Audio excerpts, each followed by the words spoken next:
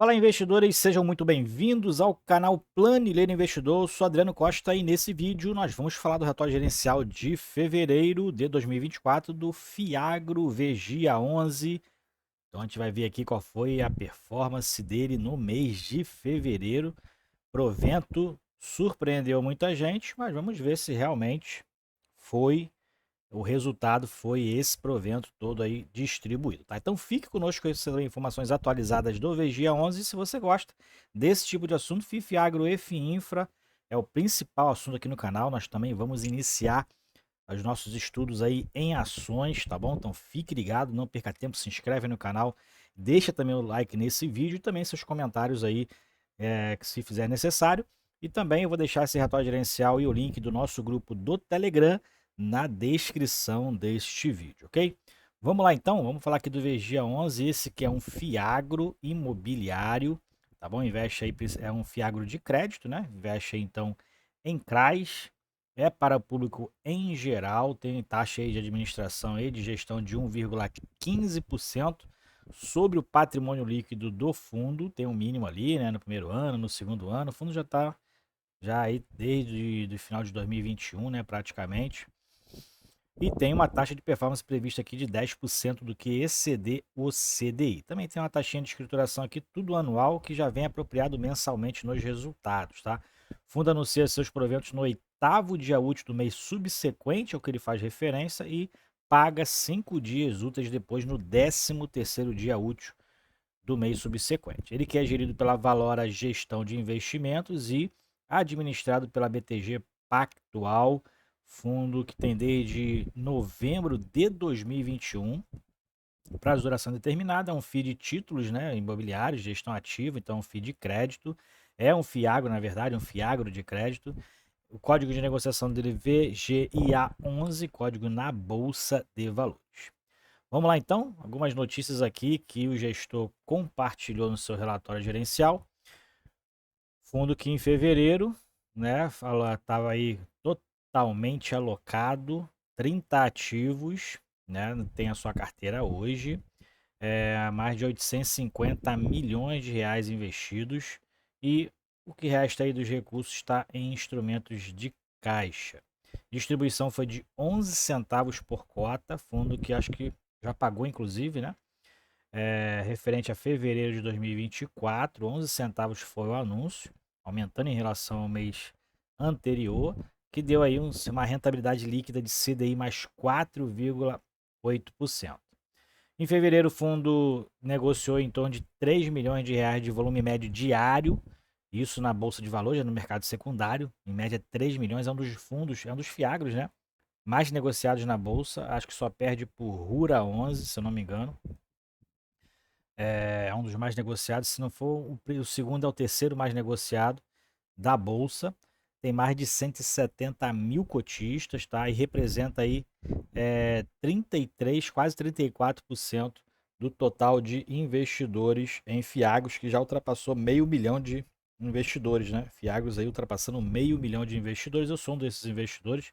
Invisto também no Vigia 11 já praticamente desde o início aí desse papel. Bom, o que ele fala aqui mais para baixo, né, a gente conhece já a questão da diversificação. O fundo tem procurado diversificar. Para quem pegou esse fundo no início, ele era um pouco mais concentrado em algumas empresas, né? Agora está mais diversificado. Foi importante isso, né? Que o Langiru deu problema, né? E agora que parece que está se encaminhando aí para algum tipo de recuperação. Dentro de uma análise setorial, ele fala aqui dentro do relatório que os distribuidores de insumo, né, sofreram algumas questões aí em relação à economia, né, como está o segmento hoje, né, desses insumos agrícolas. Ele fala aqui três situações que impactaram esse segmento. Foi a queda dos preços das commodities, né? Também teve o evento climático que prejudicou a safra em algumas culturas e também o reajuste dos preços dos insumos, que teve aí um reflexo que também teve reflexo da queda dos preços das commodities, tá? Então, ele fala aqui sobre o segmento também. Claro, essa questão é uma questão econômica, né? Então tem ali seus períodos, Haverá períodos de queda, haverá períodos de alta, é assim que a bolsa funciona, é assim que a economia prossegue. Tá? E ele fala aqui que, de toda forma, com relação aos ativos presentes no portfólio, tem um risco ali desse segmento, tem uma parte que tem empresas do segmento de distribuição de insumos, tá? A gente pode depois ver qual é esse percentual um pouquinho mais para baixo. Informações adicionais aqui em relação ao CRA Languiru. Então, ele fala aqui sobre o acompanhamento que tem feito, né? O plano de liquidação lá, em relação às dívidas dessa empresa, né? Com seus credores, né? E ele fala aqui que teve eu achei uma notícia positiva, né? Que em comunicado aqui da Administração Geral de Aduanas da China, enviado ao Ministério da Agricultura e Pecuária, que foi concedida a habilitação para a planta industrial de abate de frango da Languiru exportar seus produtos à China. Languiru que né, trabalha com esses cortes, né, de aves, bovinos, suínos, né, e tudo mais. Então, é notícia positiva aí em relação a um plano interessante aí para as exportações da empresa, que pode dar um up aí na sua parte financeira. Bom, em relação aqui aos resultados do fundo, a gente observou aqui que em fevereiro, que é essa coluna aqui, o fundo distribuiu mais do que o resultado, tá?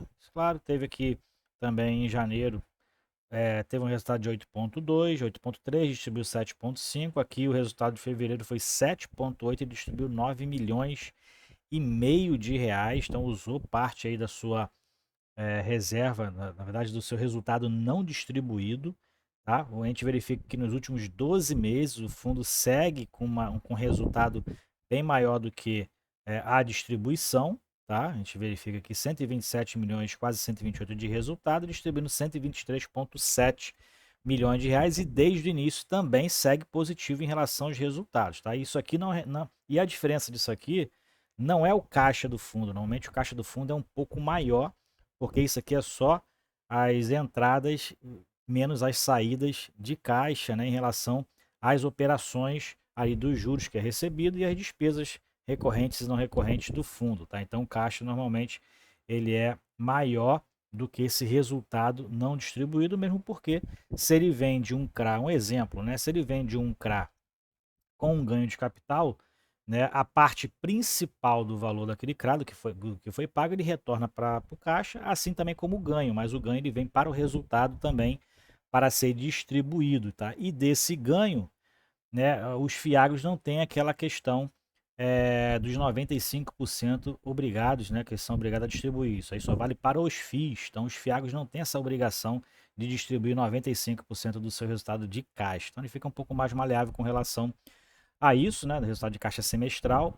né, e então, normalmente o caixa é maior do que esse resultado aqui acumulado, né, não distribuído. Bom, o que dá aqui então, a cota patrimonial encerrou fevereiro de 24 a 9,55, né, e muito abaixo a cota de mercado, fechou aí aproximadamente R$ 8,10, por aí R$ 8,15 na data base do Vigia 11, tá? O histórico de distribuição, a gente verifica que o fundo segue distribuindo bons proventos, tá? Distribuiu quase 9 centavos em janeiro, agora 11 centavos, né? Então, dentro aqui, entre o resultado, o lucro líquido de caixa e o valor distribuído, o fundo distribuiu 1 centavo a menos do seu lucro líquido de caixa, o que dá aí CDI mais 2,49%. Aqui então é a carteira de ativos do fundo, né? Não teve muitas modificações em relação ao último relatório, segue aí o fundo com uma posição bem alta para a Fiagril, por exemplo, né? Que só que tem 4 emissões aqui de CRAs, né? Que somam aqui valores aqui de mais de 220 milhões de reais, né? Então o Fiagril para mim, acho que daqui, não fiz a conta, mas a maior posição hoje é a da Fiagril. O fundo ainda tem uma posição alta na Languiru, tá? Tem essas posições aqui ainda na Languiru. Ele segue reduzindo esses CRAs que ele está com uma exposição um pouco maior e fazendo uma distribuição aqui em outros devedores. E atualmente o fundo então tem um total de caixa de 858 milhões de reais, tem uma alavancagem que ele faz, né, em relação àquela operação compromissada e está com caixa líquido aqui de 33 milhões negativos, justamente por essa operação compromissada, né? Então acaba ali fazendo essa conta. Em relação às alocações, então 100% é CRA, né? 100% indexado ao CDI, então o CDI reduzindo para consequentemente reduzir aí as receitas, né? Reduziu mais de 0,5% aí na última reunião do Copom.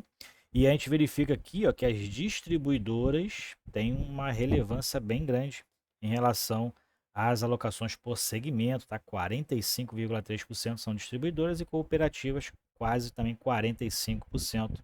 E o restante é indústria, sucro alcooleiro e produtores são que completam os outros 10%, tá? Então, por isso que o fundo destacou aquele assunto lá no início do relatório, porque ele tem uma relevância dentro aqui dos seus devedores. Dentro dos rendimentos mensais aqui tem o histórico, né, com as emissões, né, quem adquiriu nas emissões, qual a distribuição, qual a rentabilidade, depois você pode fazer essa leitura aqui mais detalhada. Aqui dentro do histórico de rentabilidade também, o fundo encerrou fevereiro a 8,40, não é 8,40, então foi a cota de encerramento, tá? E o valor de mercado, né, o valor de mercado de fechamento e a distribuição foi de 11 centavos por cota, o que deu aí uma rentabilidade de CDI mais 6,91%. Aqui é o detalhamento dos ativos, então vou destacar aqui, né, a Langiru, já que ele falou lá em relação àquele assunto, né? A Langiru é isso aqui, ó, uma cooperativa agrícola, é uma cooperativa agrícola do Rio Grande do Sul, que atua na produção de aves, suínos, gado, leite e seus derivados. Então, aquela questão lá da exportação para a China, né, de aves, cortes de aves, né, vai provavelmente beneficiar as operações da Langiru, tá? Então por isso aí tem uma expectativa de melhora. Aqui tem também outras especificações aqui, tá? Você pode baixar o relatório e ver esses detalhamentos das empresas, qual a atuação delas, tá? E fazer essa pesquisa importante. Para encerrar, a gente vai ver que o desempenho no mercado secundário, preço de fechamento, como a gente já viu, foi de 8,40. Fundo que está com mais de 170 mil cotistas, já falei que eu sou um desses cotistas. Meus 3 fiagros, um deles é o Vegia, tem maior posição no VGA 11 com em torno de 35, 40% alocado no VGA 11. E o volume negociado foi de 63,2 milhões de reais, é um dos mais negociados na bolsa, né? Acho que é na terceira posição, um dos mais negociados, fiagros mais negociados na bolsa, tá? Negociou mais de 7 milhões e 200 mil cotas e o valor médio diário foi de mais de 3 milhões de reais e o preço, ó, variou bastante, ó, mais de R$ 1 de variação da cota e fechou mais próximo ao mínimo, né? O volume médio negociado foi de 8,74. Eu mesmo aproveitei essa queda, ainda estou aproveitando ainda a queda, né? Para comprar algumas cotas aí abaixo dos R$ 9. E aqui a gente verifica, né, que o fundo caiu aqui bem de janeiro para fevereiro, né? Por conta dessas questões aí, a redução também, principalmente, tá? Principalmente a redução dos proventos de janeiro, que foi quase 9 centavos, foi 8 centavos e alguma coisa. Então, principalmente por conta da redução dos proventos, o preço caiu no mercado, né? O restante não se justificaria, mas hoje a realidade do VGIA 11 é distribuir proventos próximos a entre 8 e 9 centavos. O que ultrapassar isso na atualidade, tá? Por conta das receitas e da inadimplência da Langiru, realmente está queimando o resultado acumulado, né? E distribuindo um pouco mais, como ele fez em fevereiro. A realidade hoje do VGIA 11 é uma distribuição entre 8 e 9 centavos por cota, ok? Então é isso aí. Se você gostou do vídeo, deixe seu like, se inscreva aí no canal. Até o próximo vídeo. Tchau, tchau.